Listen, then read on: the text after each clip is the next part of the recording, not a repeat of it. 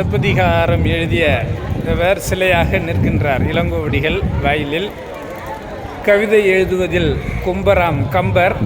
அந்த கம்பரும் கற்சிலையாக காத்து கொண்டிருக்கிறார். மேற்கு முகமாக அண்ணாவினுடைய அடக்கஸ்தலம் அருகாமையில் இருக்கின்றது. முன்னாள் முதல்வர் முத்துவேல் கருணாநிதி அவர்கள் முழிக்க முடியாத மீளா துயிலில் இங்கே கடற்கரையில் கண்ணயர்ந்து உறங்கி கொண்டிருக்கிறார். இவர் சொல்வார், அதாவது தமிழர்களே என்னை கல்லில் பூட்டி கடலில் பாய்ச்சினாலும் நீங்கள் ஏறி பயணிக்கலாம் அப்படின்னு திருநாவுக்கரசு நாயன்மார்னு ஒருத்தர் சொல்வார்.